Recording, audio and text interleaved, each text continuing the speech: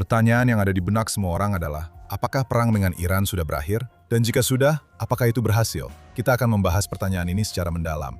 Bergabunglah bersama saya dalam diskusi yang sangat menarik dengan Letnan Kolonel Yonatan Conricos, yang merupakan peneliti senior di FDD dan mantan juru bicara IDF.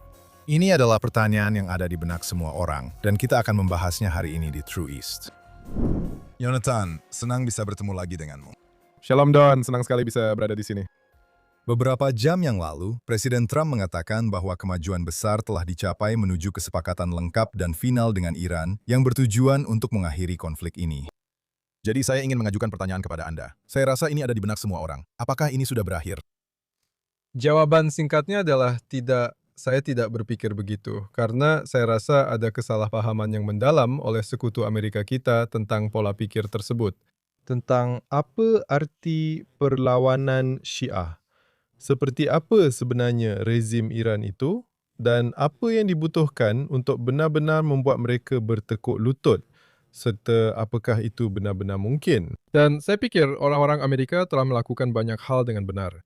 Saya pikir pemerintahan Trump sangat fokus untuk memberitahu Iran dan kawasan bahwa Iran tidak akan memiliki senjata nuklir. Dan Presiden sangat konsisten tentang hal itu. Amerika Serikat telah mengambil langkah-langkah ekonomi dan militer yang sangat efektif terhadap rezim Iran dan mereka memang sedang merasakan dampaknya. Namun menurut saya, dari tekanan dan penderitaan yang kini diberikan Amerika kepada Iran, jalan yang harus ditempuh masih sangat panjang. Saat ini, melalui blokade ekonomi yang efektif untuk benar-benar mengakhiri situasi ini. Dan untuk benar-benar membuat orang Iran, seperti yang dikatakan Presiden Trump, Anda tahu, menyerah atau benar-benar berkata, kami menyerah dan berkomitmen pada syarat yang disampaikan Presiden Trump, itu yang harus mereka lakukan, yang berarti tidak ada pengayaan di Iran, dan benar-benar menghentikan program senjata nuklir mereka selamanya. Untuk membawa rezim Iran ke situasi seperti itu, saya pikir dibutuhkan lebih banyak tekanan, pengaruh, dan penekanan. Karena rezim Iran memiliki, saya akan katakan, ambang yang lebih tinggi untuk toleransi terhadap penderitaan. Sebagian besar karena mereka sebenarnya tidak peduli apa yang terjadi pada negara, pada warga sipil, dan apa konsekuensi jangka panjangnya. Dan juga karena kalah dan menang dalam budaya Syiah berbeda dengan apa yang Anda, saya, orang Amerika, orang Israel, dan orang Barat anggap sebagai menang dan kalah. Bagaimana maksudnya? Bagi mereka, dalam konteks sejarah mereka sebagai Syiah, berhadapan dengan cabang-cabang Islam lain, tapi juga melawan agama-agama lain. Sebuah kekalahan militer yang jelas, sebenarnya bisa dipandang sebagai kemunduran sementara atau bahkan sebagai kemenangan. Dan jika Anda melihat sejarah Syiah, terutama sejarah Syiah Iran, Anda akan melihat bahwa ada banyak peristiwa dalam sejarah di mana sebenarnya kaum Syiah kalah di medan perang. Tapi mereka mengklaimnya sebagai kemenangan. Dan mereka membangun kisah-kisah kemenangan yang kemudian tertanam dalam psikologi mereka dan dalam etos umum mereka sebagai peristiwa yang membentuk cara mereka memaknai kemenangan. Meskipun, jika Anda menganalisisnya melalui sudut pandang militer dan logika yang masuk akal, sebenarnya itu adalah sebuah kekalahan. Dan saya pikir itu adalah pengetahuan yang penting. Banyak pujian untuk tindakan Amerika sejauh ini. Saya pikir kita diberkati untuk berada di zaman seperti sekarang ini. Untuk melihat seorang presiden Amerika melakukan apa yang gagal dilakukan oleh banyak pendahulunya, semua pendahulunya, yaitu memiliki kepemimpinan, kemampuan untuk mempertahankan tekanan, dan melakukan apa yang perlu dilakukan untuk mencegah ancaman di masa depan terhadap ASS dan kawasan, dan tentu saja terhadap Israel. Tapi yang kita lihat, menurut saya, masih ada sedikit kesalahpahaman tentang apa sebenarnya pihak lain itu, apa yang memotivasi mereka, dan apa yang perlu dilakukan agar mereka benar-benar mahu menandatangani kesepakatan yang dibutuhkan. Banyak orang akan mengatakan bahwa ini tidak masuk akal, bahwa Presiden Trump bahkan beberapa hari yang lalu mengatakan bahwa tidak akan ada kesepakatan jika masih ada uranium yang diperkaya di Iran. Dan seperti yang kita tahu, masih ada uranium yang diperkaya di Iran, dan itu masih menjadi bagian dari program nuklir mereka. Itu masih ada. Jadi mereka akan mengatakan bahwa alasan dia melakukan ini adalah karena pemilu paruh waktu, atau karena, seperti yang seseorang kirimkan kepada saya hari ini, dia tidak punya keberanian untuk melanjutkan ini. Apakah ada strategi lain di sini? Maksud saya, apa strateginya sekarang selain hanya mundur? Saya pikir apa yang dilakukan Presiden Trump adalah dengan sangat efektif membeli waktu di dalam negeri dari segi pasar, harga minyak, dan tekanan internasional.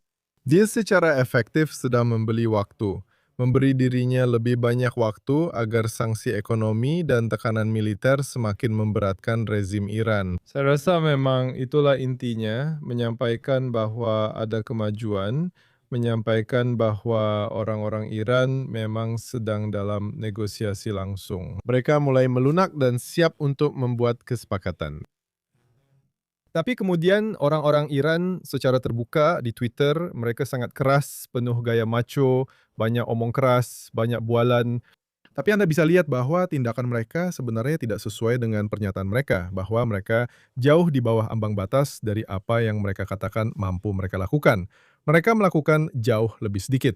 Jadi menurut saya, apa yang dilakukan Presiden adalah memberikan tekanan di semua lini, menggunakan militer dan ekonomi, sanksi ekonomi, dan operasi kebebasan yang sekarang sedang berlangsung. Itu adalah tekanan.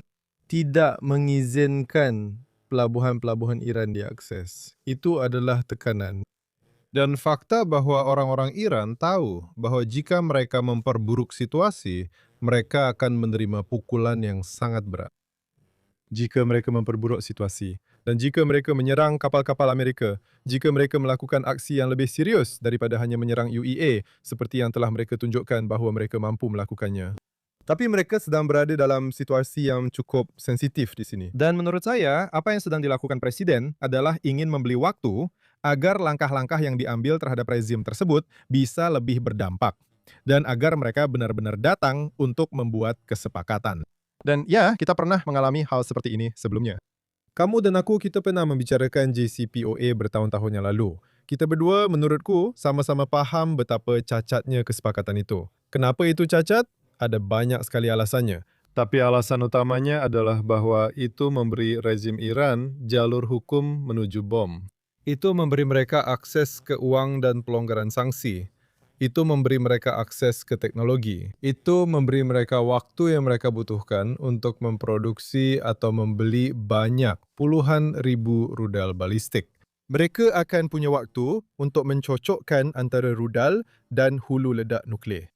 Dan itu akan memberi mereka kemampuan untuk pada akhirnya secara sah lepas dari pembatasan itu dan memiliki bahan yang diperkaya pada tingkat yang cukup tinggi yang kemudian bisa mereka gunakan untuk membuat senjata dan mengubahnya menjadi bom nuklear di akhir perjanjian. Dan tidak ada yang bisa mengklaim bahawa orang Iran tidak berada dalam hak hukum mereka untuk melakukan itu. Itulah JCPOA. Itulah mengapa perjanjian itu sangat cacat. Itulah mengapa begitu banyak orang Israel dan Amerika mengatakan ini bukan kesepakatan yang baik. Begitu juga dengan orang-orang Saudi dan banyak negara lain. Dan UEA membawa Trump. Saya pikir ketika Netanyahu pergi ke Kongres dan berdiri di hadapan dunia dan mengatakan hal ini, saya rasa itu memperkuat hubungannya dengan Trump hingga saat ini. Saya pikir Trump melihat itu dan berkata, lihat, hanya ada satu orang di seluruh dunia yang berdiri di hadapan seluruh rakyat Amerika, di bawah pemerintahan yang tidak terlalu bersahabat dengan Israel dan membela hal ini. Dan setelah itu tidak terjadi. Saya rasa itu memicu semangat dalam dirinya. Ya, saya rasa kita harus melihat Presiden Trump dan memberinya penghargaan karena sangat konsisten dalam isu Iran. Presiden Trump sangat jelas dan dia telah mengatakan ini secara konsisten sepanjang waktu. Pertama, masa jabatan pertamanya sebagai presiden, baik saat kampanye maupun saat mulai menjabat, dia sangat jelas. Dan sangat disayangkan bahwa rezim Iran, IRGC, mereka telah melakukan kesalahan dengan mengira bahwa presiden ini sama seperti yang lain yang hanya sekedar berbicara, mengatakan, oh ya, Iran tidak boleh memiliki senjata nuklir. Dan itu sudah dikatakan oleh begitu banyak presiden sebelumnya, namun mereka tidak melakukan apa-apa.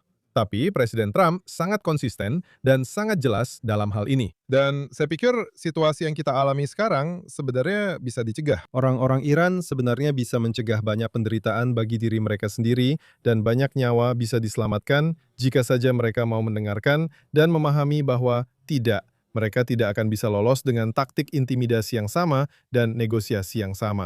Ngomong-ngomong, mereka sangat pandai dalam bernegosiasi. Mereka punya negosiator yang sangat terampil. Mereka punya tim negosiator kelas dunia yang terampil, berpengalaman, cerdik, tahu apa yang mereka lakukan.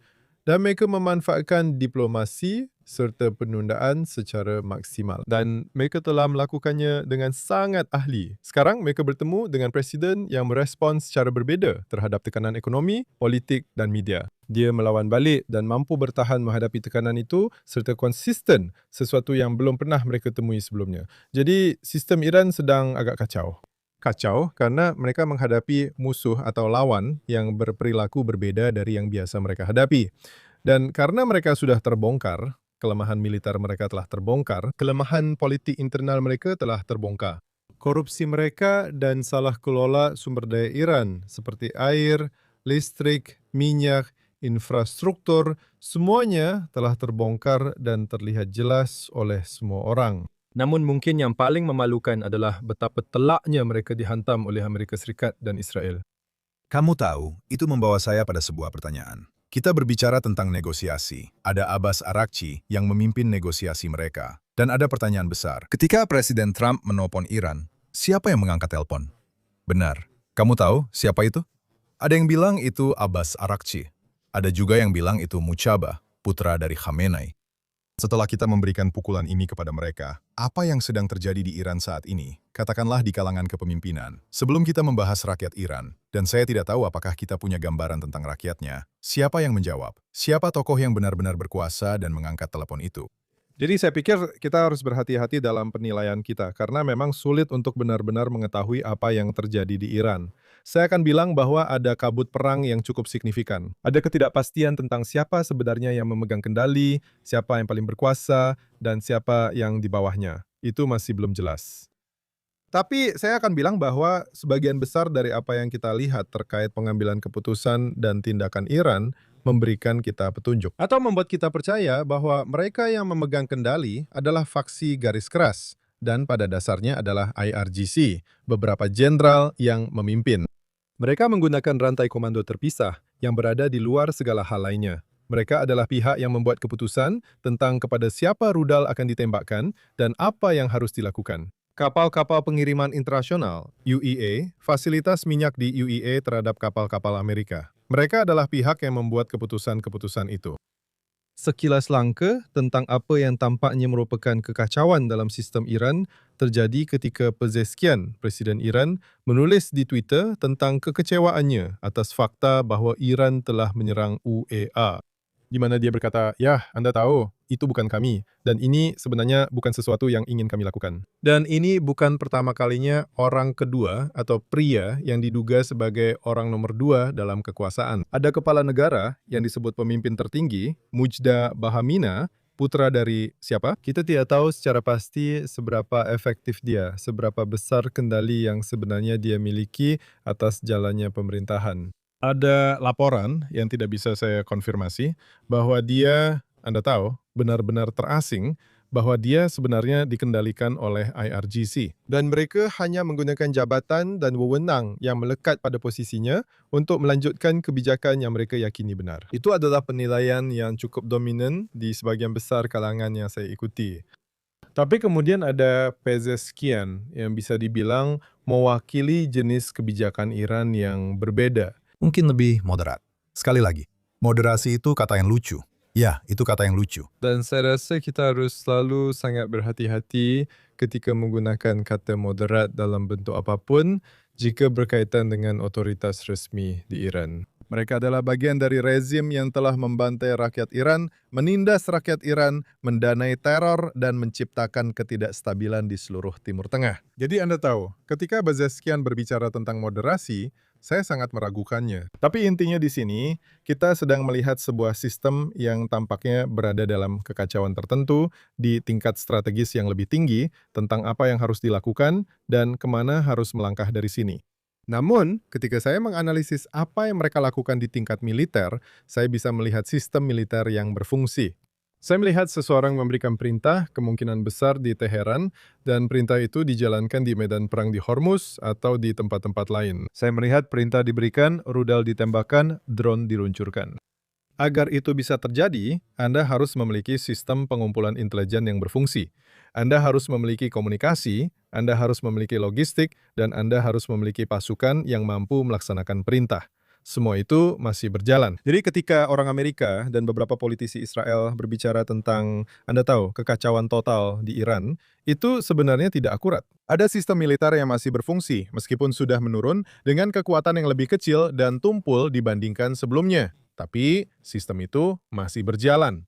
Ya, ini seperti gambaran ketika Anda menginjak sarang semut dan tiba-tiba Anda menghancurkannya di inti, lalu Anda melihat semut-semut itu menyebar ke segala arah. Tampaknya Iran memang sudah dipersiapkan untuk itu. Maksud saya, selama mereka terpusat, Israel dan Amerika Serikat dalam hitungan menit bisa menghancurkan inti pusat itu. Dan sekarang mereka sudah terdesentralisasi, jauh lebih sulit untuk menghentikan mereka. Jadi pertanyaan saya, jika kita punya komandan IRGC yang memberi perintah, para jenderal di sepanjang Hormuz, yang mereka butuhkan hanyalah senjata yang kemungkinan besar sudah mereka simpan untuk mengancam jalur pelayaran terbesar di dunia. Jadi jika pertempuran kembali terjadi, menurut Anda, apa strategi Amerika Serikat untuk menghadapinya yang merupakan ancaman yang sangat sulit, terdesentralisasi, dan agak otonom yang pada dasarnya bisa membuat dunia terpaku? Ya, itu pertanyaan yang bagus. Saya rasa itulah yang paling ingin didengar oleh para penonton kita. Apa langkah selanjutnya? Dan jika kita kembali ke pertempuran, jika orang-orang Iran memilih untuk mencoba, melalui eskalasi militer, membebaskan diri mereka dari tekanan yang sedang diterapkan Amerika secara efektif terhadap Iran, ada kemungkinan mereka akan mencoba menggunakan kekuatan militer.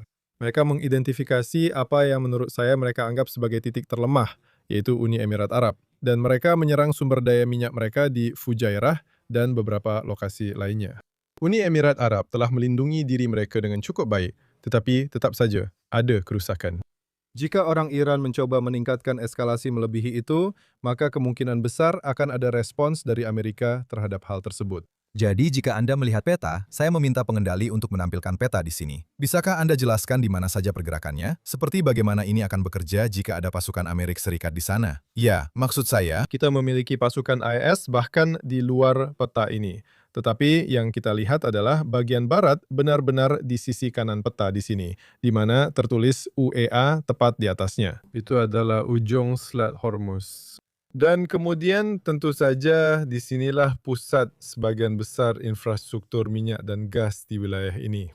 Tentu saja Qatar, UEA, dan Arab Saudi, Kuwait, dan yang tidak berwarna. Ini adalah fasilitas minyak Iran di Pulau Hajj yang terletak di bagian utara Teluk Persia atau Teluk Arab. Jadi yang kita lihat di sini adalah infrastruktur minyak dan gas yang sudah ada, yang kemungkinan besar akan menjadi target. Sangat mungkin Iran akan menargetkannya. Karena ketika kita melihat opsi yang dimiliki Iran di sini, apa yang mereka miliki, apa yang mereka punya sebelum perang dimulai, dan apa yang mereka miliki saat ini. Jadi mereka telah menyerang infrastruktur minyak dan gas di seluruh Timur Tengah. Mereka juga telah menyerang infrastruktur sipil di Israel. Mereka telah mencoba menyerang infrastruktur minyak, gas, dan listrik di Israel. Mereka juga telah menyerang infrastruktur militer. mereka telah menyerang pipa itu kan? Mereka punya pipa yang berfungsi, meskipun tidak sepenuhnya. Ya, benar. Sejauh yang saya tahu, saat ini masih berfungsi. Mereka menyerangnya, saya rasa itu sekitar 3,5, hampir 4 minggu yang lalu. Sejauh yang saya tahu, itu sudah diperbaiki. Setidaknya sampai tingkat yang cukup untuk memungkinkan aliran. Dan semua yang kita lihat di sini, dan infrastruktur tambahan yang berkaitan dengan minyak dan gas, kilang, depo penyimpanan, semua hal lain yang merupakan bagian dari infrastruktur yang sangat sensitif dan sangat mahal yang ada. Kemungkinan besar akan menjadi target Iran. Dan saya pikir kita harus menganggap bahwa mereka memiliki intelijen yang cukup baik. Ini bukan operasi mendadak. Mereka sudah punya banyak waktu untuk mempersiapkan ini. Dan saya yakin bahwa Iran sudah memiliki sebagian besar hal tersebut dalam daftar target mereka. Jadi kemungkinan besar, menurut saya, sangat mungkin Iran akan menjadikannya sasaran. Pertanyaannya adalah, apakah mereka bisa memerintahkan Houthi untuk benar-benar menggunakan alat kiamat kedua yang mereka miliki, yang akan menjadi yang terakhir yang tersedia, yaitu mencoba menutup lalu lintas maritim di Selat Bab el-Mandeb yang menghubungkan Yaman dan Tanduk Afrika, Somalia, Eritrea, dan wilayah tersebut. Itu akan menarik untuk dilihat, karena sampai saat ini, dengan alasan yang masih belum saya ketahui dan juga kebanyakan orang, saya rasa mereka entah memutuskan untuk tidak melakukannya, atau memang belum mampu melakukannya. Dan itu adalah pertanyaan besar, apakah mereka akan mampu melakukan itu di masa depan atau tidak? Jika mereka melakukannya, itu akan menjadi ancaman besar bagi pelayaran internasional dan itu akan menambah tekanan pada ekspor minyak. Bagaimanapun juga, saya rasa jumlah lalu lintas maritim telah berkurang secara signifikan di wilayah Bab el-Mandeb dan di terusan Suez sebagai akibat dari hal itu. Sebagian besar lalu lintas itu memutar melewati Afrika demi alasan keamanan. Namun demikian, itu akan menjadi hal yang penting. Jadi, itu adalah hal lain, menyerang minyak dan gas. Kedua, mencoba menutup Selat Bab al-Mandeb dan mungkin berusaha menimbulkan kerusakan pada negara-negara Teluk yang lebih kecil dan lemah. Saya memperkirakan mereka juga akan mencoba menyerang Israel, meskipun sejauh ini upaya pihak Iran itu belum berhasil, untungnya. Mereka hampir tidak mendapatkan hasil apa-apa dari upaya mereka, meskipun telah menembakkan begitu banyak drone dan rudal. Dan sebagai respon terhadap hal itu, Amerika Serikat dan Israel bisa memutuskan untuk pertama kalinya bertindak tanpa batasan. Karena kedua negara selama ini memang sengaja menahan diri sebagai bagian dari kebijakan dan keputusan mereka. Seperti apa jadinya itu, Yonatan? Setidaknya 16.000 amunisi sudah dijatuhkan ke Iran. Bagi banyak orang, itu tidak terlihat seperti apa-apa. Tentu saja bagi dunia luar. Tapi seperti apa jadinya? Jadi, maksud saya, yang telah dilakukan sejauh ini adalah menargetkan sasaran militer murni yang hanya digunakan untuk kepentingan militer. Jadi tidak ada sasaran penggunaan ganda atau hanya sangat sedikit sasaran penggunaan ganda yang telah diserang. Hampir semua infrastruktur energi, transportasi, komunikasi, air, dan jalan Iran belum tersentuh. Itu berdasarkan kebijakan, berdasarkan keputusan. Karena tujuan akhirnya di sini tentu saja adalah untuk memungkinkan masa depan yang baik bagi rakyat Iran. Dan menghancurkan infrastruktur, mereka akan membuat rakyat Iran lebih sulit untuk bangkit, merebut kembali negara mereka, dan memiliki masa depan yang sejahtera. Itu mungkin alasan utama mengapa Amerika Serikat dan Israel tidak melakukan hal itu sejak awal. Itu mungkin akan berubah sekarang. Dan saya pikir ada banyak infrastruktur yang menunjang IRGC, yang mendukung logistik IRGC. Itu adalah bagian dari komando dan kendali, logistik, supply, atau upaya lain apapun yang memfasilitasi upaya perang Iran. Mereka akan menjadi target. Hal lain, dan Anda sudah menyinggungnya tadi, kepemimpinan IRGC. Saya rasa saya tidak akan mengejutkan siapapun. Dan jika mereka memantau kepemimpinan IRGC, saya rasa mereka tidak akan sekadar mencatatnya karena kita membicarakannya.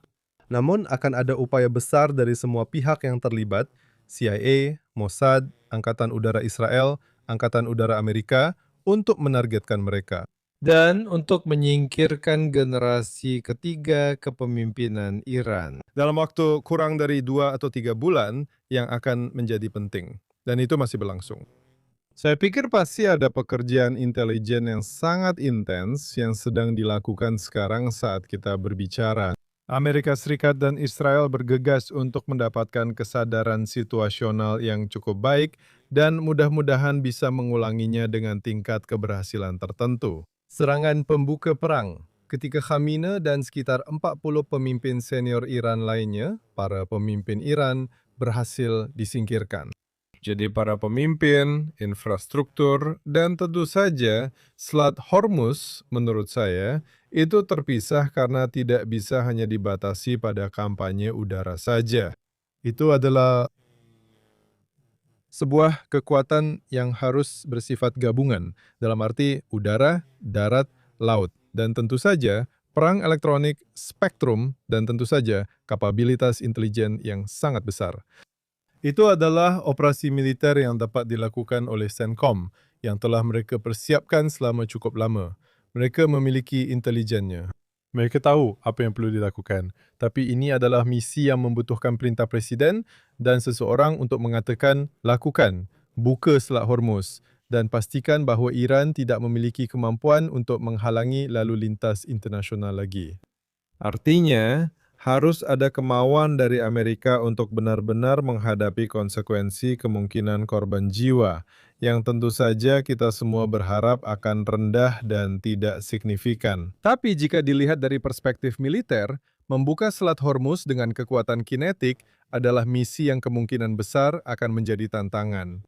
Menurut penilaian yang saya pahami, hal itu akan memakan waktu beberapa minggu untuk diselesaikan. Tapi seperti misi lainnya di wilayah ini, Amerika memiliki daya tembak intelijen, dan logistik untuk melakukannya. Ini hanya masalah memilih apakah akan melakukannya atau tidak. Minggu ini, bahkan lagi, di tengah minggu ini, sebelum Presiden Trump mengatakan ada kemajuan besar menuju kesepakatan, salah satu komentar sebelumnya di Truth Social adalah akan memakan waktu sekitar 3 minggu jika pertempuran dimulai lagi. Pada saat yang sama, Sekretaris Perang Pete Hegseth memberikan komentar dengan mengatakan bahwa jika saya tidak salah, saya tidak mengutip persis, intinya Amerika Serikat tidak perlu mengerahkan pasukan darat untuk mengambil alih Hormuz. Jadi, sekali lagi, ini bisa saja hanya tipu muslihat dan, Anda tahu, mencoba membuat situasi menjadi keruh agar bisa mendapatkan keuntungan. Apa pendapat Anda tentang ini? Karena sepertinya, seperti yang Anda katakan, tanpa adanya tindakan kinetik, Anda tidak akan bisa menguak apa yang sebenarnya sedang terjadi. Ya, maksud saya Selat Hormuz, sejauh yang saya pahami, itu adalah tantangan militer yang kompleks. Orang-orang Iran telah bercokol kuat di sana. Mereka telah menyiapkan infrastruktur di dalam wilayah pegunungan, di daerah pantai yang dekat dengan Selat Hormuz. Mereka memiliki posisi penembakan yang efektif di sana, peluncur rudal yang telah mereka gali, dan sembunyikan di sistem gua yang memiliki pintu keluar beberapa mil jauhnya dan sulit dideteksi. Dan dari sudut pandang militer saya, ini adalah misi yang akan membutuhkan pasukan di lapangan. Ini akan membutuhkan pasukan khusus, atau pasukan ranger, atau marinir, atau pasukan apapun yang mampu terjun dari udara atau mendarat dari laut untuk merebut area-area tertentu yang penting. Saya tidak berpikir ini adalah misi yang bisa dilakukan hanya dari udara atau dari laut. Jika Amerika Serikat benar-benar ingin memiliki tingkat kepastian yang sangat tinggi bahwa Iran tidak akan memiliki kemampuan untuk menyerang kapal apapun di wilayah tersebut, yang kemungkinan besar akan mereka coba lakukan. Karena agar selat itu benar-benar terbuka, harus cukup aman. Bukan untuk kapal militer yang lewat dengan sistem peperangan elektronik dan pengacau sinyal, tapi untuk kapal kargo barang raksasa yang tidak bersenjata dan bergerak lambat untuk bisa melintas. Dan para penanggung asuransi harus merasa cukup aman untuk melakukannya. Itulah yang pada akhirnya akan menjadi tolak ukurnya. Jadi jika Anda benar-benar ingin membukanya dan akan melakukannya secara militer, itu akan membutuhkan usaha yang besar. Tapi sekali lagi, Amerika Serikat memiliki kemampuan untuk melakukannya. Dan saya pikir mereka tidak akan melakukannya sendirian. Jika mereka memutuskan untuk melakukannya, saya pikir akan ada keterlibatan Israel dalam hal peperangan elektronik, serangan udara, pengumpulan intelijen, dan mungkin aset lainnya. Dari Pete Hegseth, sekali lagi, Menteri Pertahanan ditanya awal minggu ini tentang Amerika Serikat dan Israel, apakah tujuan kita sejalan? Dan saya tidak tahu apakah orang yang menanyakannya itu tahu bahwa Amerika Serikat akan membuat pernyataan publik yang besar yang akan segera diumumkan. Tapi Pete Hegseth mengatakan, dia bilang bahwa Israel dan Amerika Serikat mungkin punya tujuan yang sedikit berbeda, tapi hanya ada satu tangan yang memegang kendali. Jadi menurut saya ada dua hal menarik dari ini. Yang pertama adalah kita mungkin punya tujuan yang sedikit berbeda. Dan yang kedua jelas, setidaknya dari sudut pandang mereka, hanya ada satu orang yang mengendalikan. Saya tidak tahu apakah Israel benar-benar setuju dengan itu untuk jangka panjang, mungkin hanya untuk jangka pendek. Tapi menurut Anda, apakah memang ada tujuan yang berbeda di sini? Dan apakah Israel mulai sedikit gelisah? Saya sudah mengatakan itu sejak awal. Saya rasa Israel, kita punya kepentingan di sini. Orang Amerika punya, Anda tahu, masalah postur, strategis, dan proyeksi kekuatan. Dan perspektif mereka adalah, Anda tahu, persaingan kekuatan dengan Tiongkok dan kemampuan mereka untuk menunjukkan dominasi di kawasan, pasar minyak, akses ke sumber daya, dan sebagainya. Bagi Israel, perspektif kami adalah ini soal hidup dan mati. Ini adalah kemampuan Israel untuk terus ada, membela diri, dan memungkinkan warganya untuk hidup normal dan aman. Jadi tentu saja ada perspektif yang berbeda di sini. Dan tentu saja apa yang dianggap cukup oleh AS Raka dalam hal hasil akhir mungkin bukan yang diinginkan oleh Israel. Saya pikir aspirasi kami sebagai negara yang telah lama menjadi sasaran agresi Iran, baik itu agresi langsung dari Iran, Hizbullah, Hamas, Jihad Islam, Houthi, proksi-proksi Iran di Irak maupun di Suriah, atau gabungan dari semuanya. Pandangan kami lebih kepada mari kita singkirkan rezim ini karena sudah melakukan begitu banyak kesalahan. Rezim ini sangat mengganggu stabilitas di kawasan. Ini adalah sesuatu yang memiliki fokus yang jelas dan tujuan resmi, yaitu untuk menghancurkan negara Israel. Jadi ya, saya pikir ada kesenjangan di sini antara apa yang pada akhirnya akan dicari oleh Israel, yaitu menggulingkan rezim tersebut. Dan untuk membebaskan dirinya sendiri, diri kita sendiri, dan kawasan ini dari faktor paling mengacaukan dan mengancam, yaitu rezim Iran. Sedangkan Amerika Serikat mungkin bisa menerima rezim yang ada, asalkan dilemahkan, ditundukkan, tanpa kemampuan nuklir. Dan yang telah dipaksa untuk duduk di meja perundingan dan menandatangani, okey, kami tidak akan memperkaya dan kami akan menyerahkan bahan yang sudah diperkaya. Yang mungkin sudah cukup bagi orang Amerika untuk berkata, okey, misi selesai. Dan mereka bisa melakukannya dengan cukup banyak alasan yang kuat di belakangnya. Saya rasa tidak ada keraguan di Israel atau di kawasan siapa yang memegang kendali. Saya rasa sudah cukup jelas bahwa Presiden Trump yang memegang kendali. Ada banyak hal yang telah terjadi sejauh ini yang tidak disukai oleh Israel. Dan saya rasa Israel pasti menginginkan semuanya berjalan berbeda. Tapi ada urutan kekuasaan dalam urusan ini. Dan Amerika Serikat yang memimpin. Amerika Serikat adalah negara adidaya global.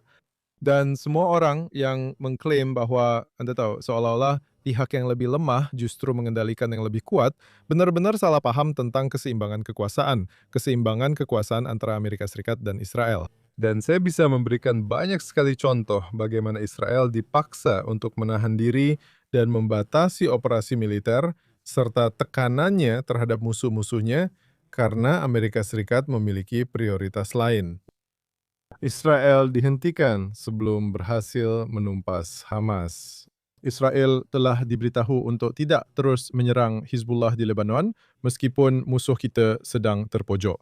Mereka sudah lemah, tapi belum kalah sepenuhnya. Tapi saat musuhmu sedang terpuruk, justru itulah waktu yang tepat untuk terus memberikan tekanan. Israel malah diberitahu untuk tidak melakukannya.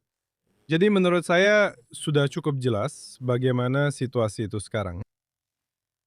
Mari kita bahas Lebanon karena tadi Anda sudah membicarakan tentang Hizbullah dan Israel yang seolah-olah tertahan di perbatasan. Saat ini, Israel memegang posisi-posisi tinggi yang sangat strategis, kalau saya tidak salah, di Lebanon, mengawasi Hizbullah. Tapi Hizbullah sedang beradaptasi. Ada perang drone yang sedang berlangsung secara intensif. Sayangnya, Israel kehilangan prajurit. Setiap prajurit itu berharga.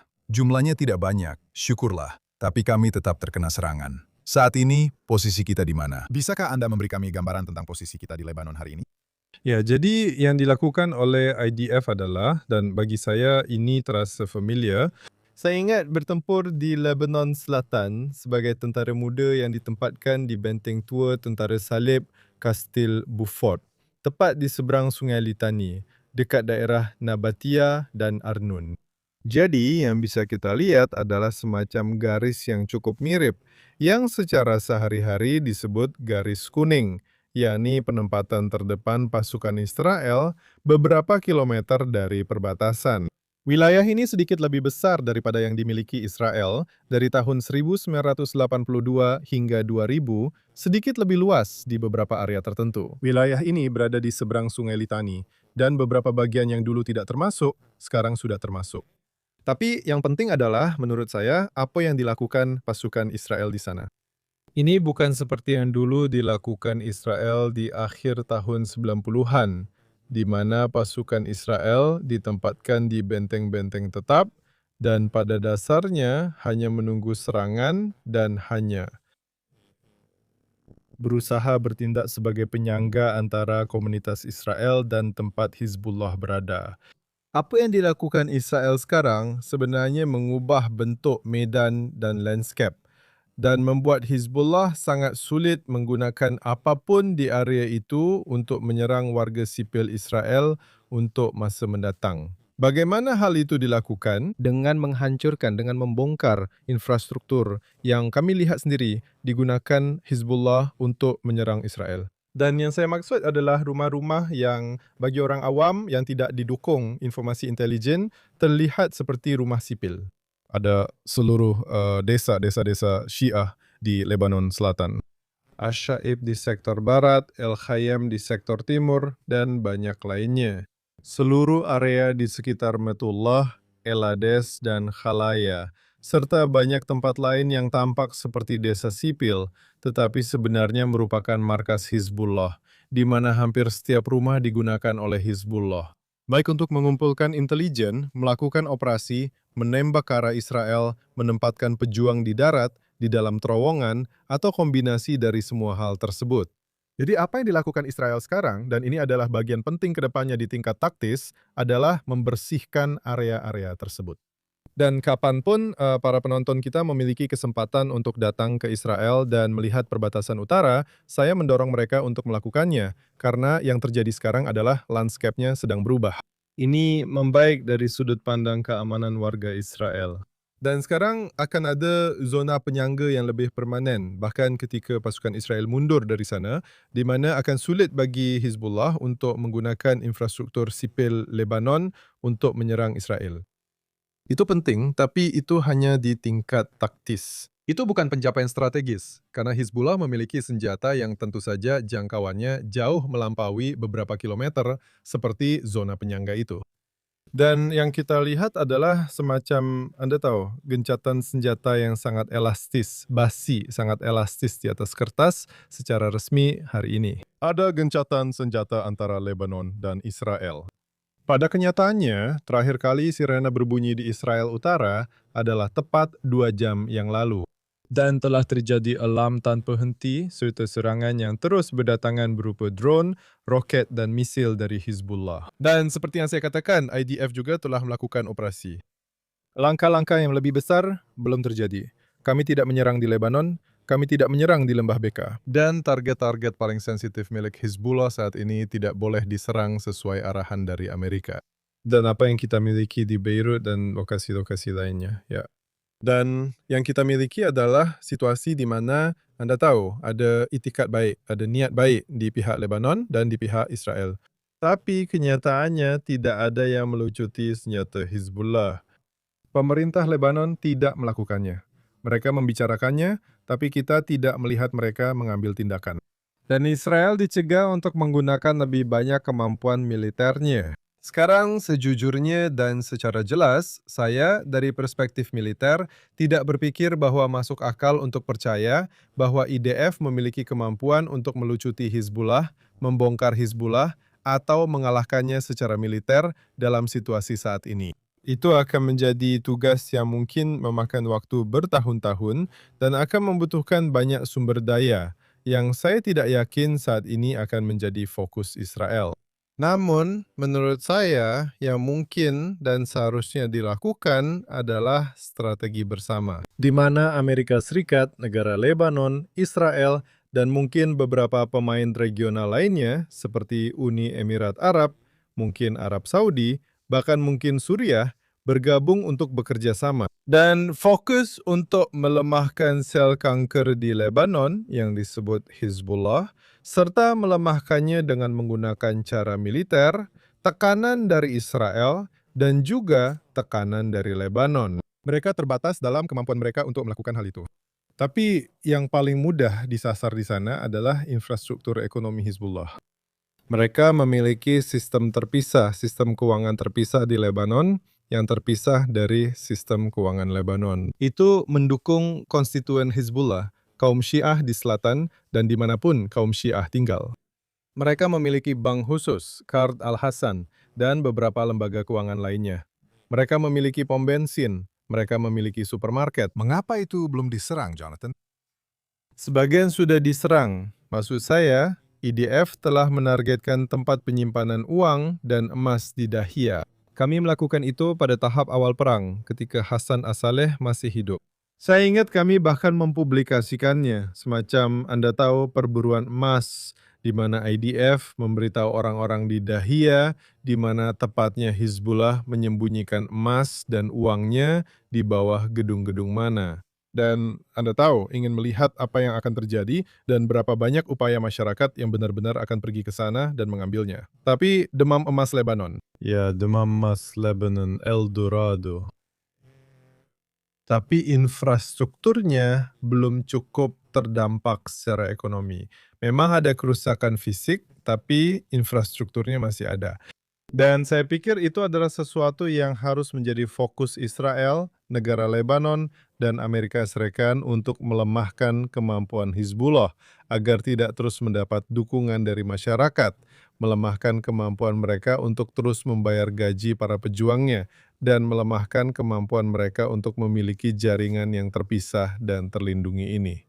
Jaringan itu menyediakan bahan bakar, gas, layanan medis, sekolah, dan uang kepada masyarakat yang dengan menerima layanan-layanan ini tetap setia kepada Hizbullah dan terus mendukung mereka.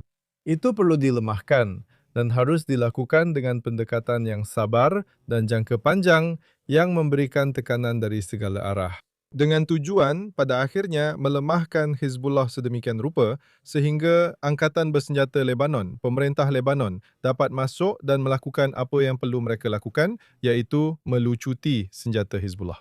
Tanpa korban jiwa yang melebihi ambang batas yang mampu mereka tangani, yang menurut saya tidak terlalu tinggi. Jadi, jumlahnya harus sangat rendah dan dapat dikelola. Bagaimana hal itu bisa dicapai? Dengan secara signifikan melemahkan Hizbullah sebelumnya. Saya percaya itu bisa dicapai. Saya pikir itu adalah tujuan realistis yang bisa dicapai oleh negara Israel, negara Lebanon, dengan bantuan ISRAC, dan beberapa mitra tambahan lainnya. Dan saya pikir itu adalah sesuatu yang akan sangat menguntungkan bagi Israel dan Lebanon. Dan saya berharap kita akan melihat itu. Tapi masalahnya adalah, Anda tahu, organisasi teroris dan rezim teror, mereka punya perspektif jangka panjang. Mereka berpikir jangka panjang. Mereka merencanakan jangka panjang. Mereka tidak peduli dengan siklus pemilu, popularitas, dan tingkat persetujuan. Mereka berpikir jangka panjang. Dan yang perlu dilakukan oleh pihak kita, pihak yang baik, adalah juga berpikir jangka panjang dan menetapkan prioritas kita dengan benar. Jika kita melihat secara lebih luas sejenak dan melihat Lebanon, Israel, kawasan ini, sekarang adalah peluang emas untuk benar-benar menghancurkan proksi Iran terbesar dan terpenting yang pernah dibangun. Rezim Iran sedang dalam kondisi terlemahnya. Hizbullah juga sedang dalam kondisi terlemahnya.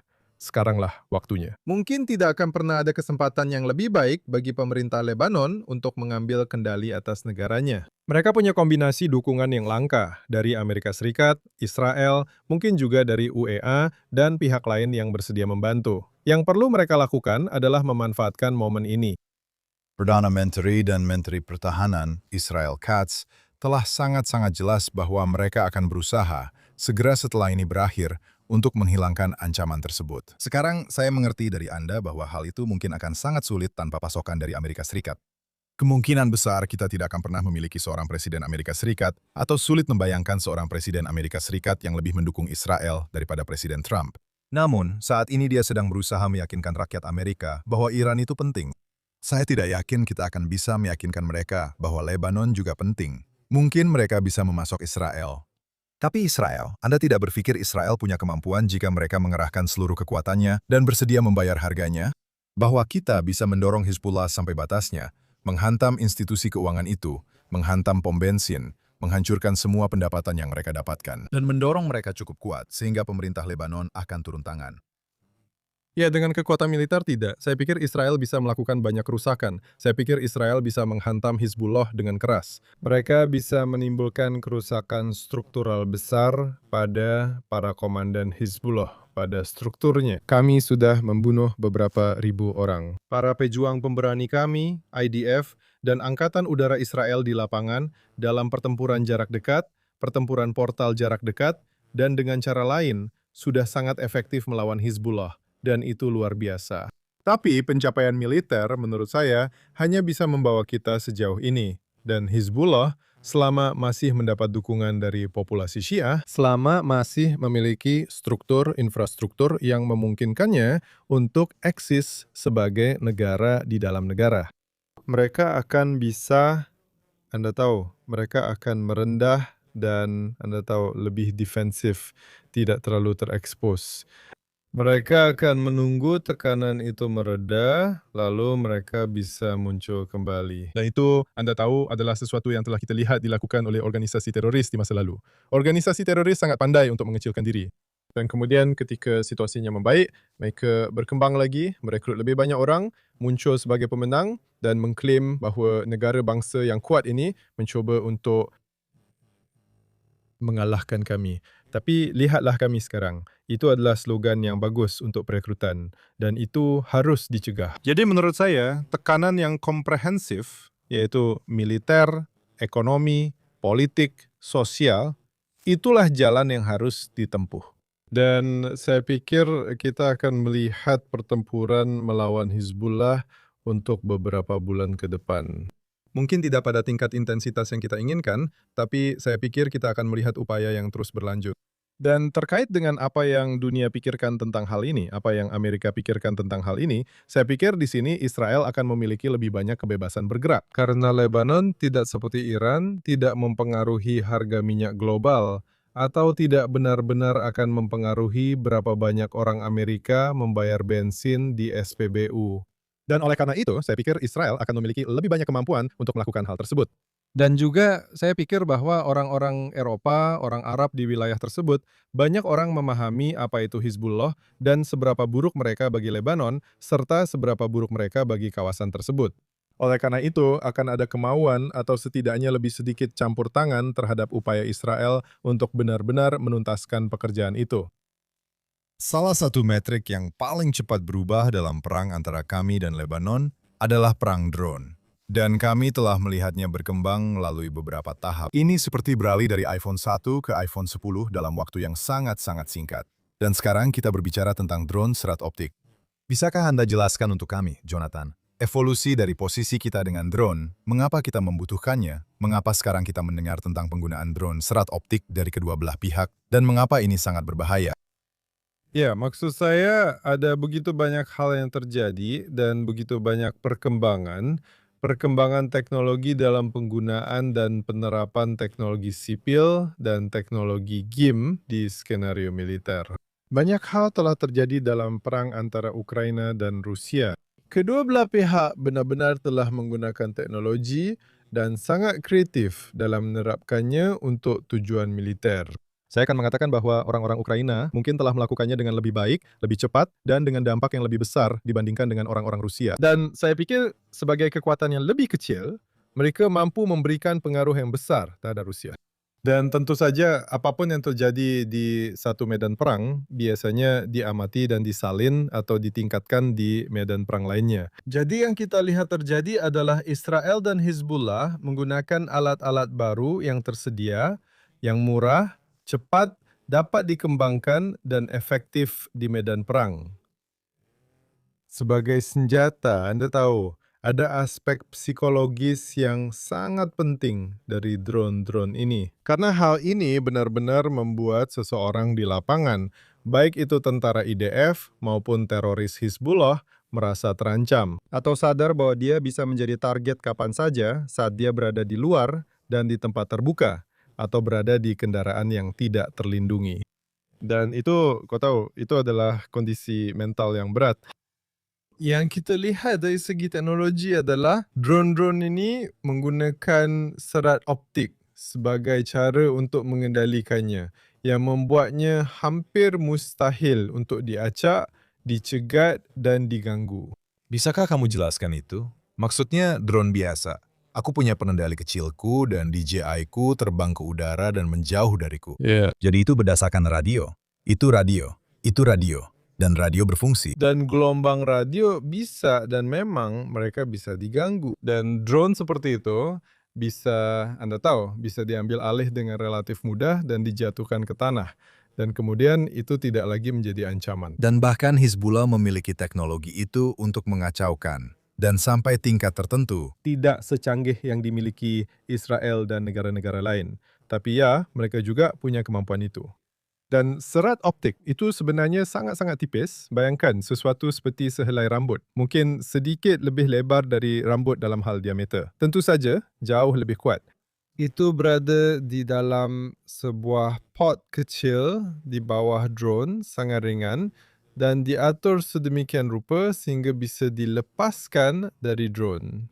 Dan itu menghubungkan antara pengendali dan drone saat drone berada di udara. Itu seperti gulungan benang. Benar sekali. Hampir seperti layang-layang. Seperti ada tali yang terikat. Sebuah tali yang terikat padanya, yang mentransfer informasi dengan sangat cepat, dengan cara yang tidak bisa diganggu dari luar. Itu bukan gelombang radio. Dan untuk mempengaruhinya, Anda harus benar-benar memotongnya, yang merupakan hal yang sangat sulit dilakukan saat itu sedang terbang. Drone-drone ini sangat lincah, sangat cepat, dan mampu terbang di ketinggian tinggi. Maksud saya ini bukan drone strategis, tapi Anda bisa menerbangkannya cukup tinggi di atas tanah dan kemudian di area yang sangat sempit, sangat mudah bermanuver dan merespons dengan sangat cepat. Dan dengan operator yang memiliki keterampilan dan pelatihan, Anda bisa mengenai target yang bergerak cepat.